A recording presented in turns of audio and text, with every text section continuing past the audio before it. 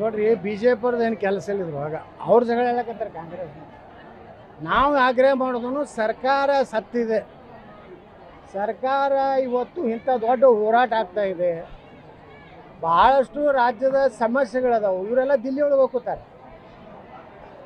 ಅದು ಬಿಟ್ಟು ರಾಜ್ಯದ ಮುಖ್ಯಮಂತ್ರಿ ಯಾರಾಗಬೇಕು ಒಂದು ದಿವಸ ಮುಗಿಸೋಗ್ಬೇಕು, ಅದನ್ನು ಬದಲಾವಣೆ ಆಗ್ತದೋ ಬಿಡ್ತದೋ ಅದು ಅವ್ರ ಪಾರ್ಟಿಗೆ ಬಿಟ್ಟಿದ್ದು. ಸಿಎಂ ನಾನೇ 5 ವರ್ಷ ಅಂತಾರೆ ಸರ್. ನೀವೇ 5 ವರ್ಷ ಅಂದ್ರೆ ದಿಲ್ಲಿಗೆ ಯಾಕೆ ಕೂತೀರಿ? ಬರ್ರಿ ಬೆಂಗಳೂರಿಗೆ. ನೀವೇ 5 ವರ್ಷ ತಿಳ್ಕೊಳಕತ್ತಿರಲ್ಲ.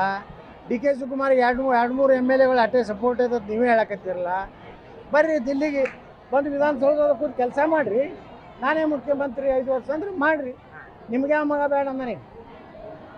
ನಿಮ್ಗೆ ಯಾರು ಬೇಡ ಅಂತಾರ? ಯಾರೂ ಇಲ್ಲ ಅಂದ್ರೆ ನೀವು ಅಲ್ಲಿ ಕೂತೀರಿ ದಿಲ್ಲಿ ಒಳಗೆ ಅಂದ್ರೆ ನಿಮ್ಮ ಕುರ್ಚಿ ಅಳಗಾಡ್ಲಕತ್ತದತ್ತ ನಿಮ್ಗೇನೋ ಭಯ ಐತಿ.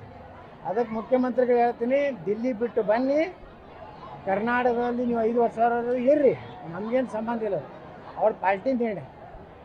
ಅದಕ್ಕೆ ನಾನು ಇಷ್ಟೇ ಹೇಳೋದು, ತಕ್ಷಣ ದಿಲ್ಲಿದಿಂದ ಬಿಡುಗಡೆಗೊಳಿಸ್ಬೇಕು ಹೈಕಮಾಂಡ್. ಎದಕ್ಕೆ ಕರೆದಾರೋ ಏನು ವ್ಯಾಪಾರ ಮಾಡ್ಲಕತ್ತಾರೆ ಕಾಣಿಸ್ತೈತಿ ದಿಲ್ಲಿ ಹೈಕಮಾಂಡ್ದು. ಡಿ ಕೆ ಶಿವಕುಮಾರ್ 2,000 ಕೋಟಿ ಕೊಡ್ತಾನೆ, ಸಿದ್ದರಾಮಯ್ಯ 2,000 ಕೋಟಿ ಕೊಡು, ಈ ವ್ಯವಹಾರ ನಡೆದೈತೆ ಹೊರತು ರಾಜ್ಯದ ಅಭಿವೃದ್ಧಿ. ಯಾಕಂದ್ರೆ ಅವ್ರಿಗೆ ಕಾಂಗ್ರೆಸ್ಸಿಗೆ ದೇಶದಲ್ಲಿ ಎಲ್ಲೂ ಸರ್ಕಾರ ಇಲ್ಲ, ಕಾಂಗ್ರೆಸ್ ಪಾರ್ಟಿಗೆ ದುಡ್ಡಿಲ್ಲ. ಅದಕ್ಕೆ ಇದು ಒಂದು ರೀತಿ ಆಪ್ಷನ್ ಕರೆದಾರ. ಸಿದ್ದರಾಮಯ್ಯ ಮುಂದುವರೆದ್ರೆ 8 ಕೋಟಿ, ಡಿ ಕೆ ಶಿವಕುಮಾರ್ ಆಗ್ತೀನಿ ಅಂದ್ರೆ 8 ಕೋಟಿ, ನ್ಯೂಟ್ರಲ್ ಒಬ್ಬ ವ್ಯಕ್ತಿ ಆಗ್ತೀನಿ ಅಂದ್ರೆ ಅವನಿಗೆ 8 ಕೋಟಿ ಅಂತ ಡೀಲಿಂಗ್ ನಡೆದತ್ತೆ ದಿಲ್ಲಿ ಒಳಗೆ ಹೊರತು ಯಾವುದೇ ರೀತಿಯ ಅಭಿವೃದ್ಧಿ ಕಳಕಳಿ ಕಾಂಗ್ರೆಸ್ ಪಾರ್ಟಿಗೆ ಇಲ್ಲ ಅನ್ನೋದು ತೋರಿಸ್ಕೊಡ್ತಾರೆ.